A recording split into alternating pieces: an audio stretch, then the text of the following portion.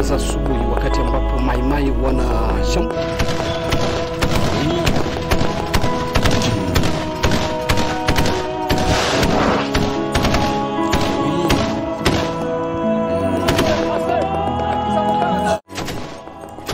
Après d'intenses combats entre les FARDC et les terroristes rwandais du M23 l'avant-midi de ce lundi 13 février, la cité de Kaoussa est passée sous contrôle de l'armée loyaliste. Les FARDC ont libéré Kaoussa sur la colline Munyange sur la route Sake-Kitchanga après 3 jours de bombardement des positions des terroristes rwandais du M23 par les FARDC qui les ont infligé un très lourd bilan. Banyarwanda Balikufa Mingi Sana Musile Bombza à FARDC, Barwande Bakufi Ebele Naba Bomb, Waanaya FARDC, disait la population locale en swahili. Cela survient après d'intenses bombardements à l'arme lourde et d'artillerie installés dans les collines voisines de la zone. Un autre élément important et de taille à savoir est que premièrement d'abord, la victoire des FARDC ou la libération de Kaoussa, Rumeniti jusqu'à Kiroliroe, Makombo, Kingi et Kabati intervient après que Félix Tshisekedi ait instruit au général Chiko Chitambwe de changer de relever tous ses régiments, issus du RCD, CNDP constitués par plusieurs militaires rwandophones et commandés par des commandants rwandophones, par des bataillons constitués rien que des militaires congolais de père et de mère et commandés par Banamboka. Deuxièmement, ces victoires successives interviennent après que Félix Tshisekedi ait rejeté les officiers de l'armée rwandaise RDF qui étaient dans l'EAC et qui fournissaient des renseignements aux terroristes rwandais du M23.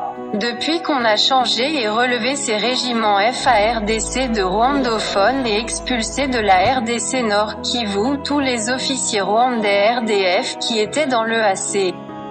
Les vaillants FARDC ne passent que victoire en victoire après chaque attaque des positions de terroristes rwandais du M23, Bendele Kweyate. On dit le porte-parole de l'armée congolaise le colonel Njik Kayiko et le porte-parole du gouvernement Patrick Mouyaya. Nous avons appris aussi que c'est depuis hier que des militaires burundais de l'EAC dans le sud Kivu encerclent l'usine d'or de Twagisa au sud Kivu. Les autorités locales confirment l'information, sans comprendre l'objectif de ces soldats. Toujours au sud Kivu, après Goma dans le nord Kivu. Bukavu a lancé ce mardi des manifestations publiques pour dénoncer la recrudescence de l'insécurité dans la partie est du pays et exiger le départ des soldats EAC du sol congolais car ils ont refusé de combattre les rebelles du M23. Des activités socio-économiques ont tourné au ralenti, des boutiques et magasins ont fermé leurs portes. La circulation routière a été timide toute la journée dans la ville de Bukavu. La société civile du Sud Kivu a initié cette manifestation, car préoccupée par la situation sécuritaire du pays, caractérisée par la présence des rebelles dans certaines localités de la province du Nord Kivu avec la bénédiction des forces régionales de l'EAC et un silence complice de la communauté internationale.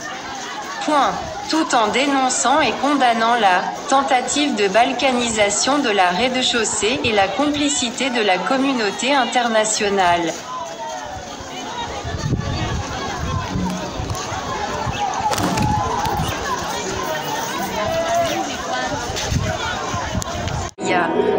FARDC.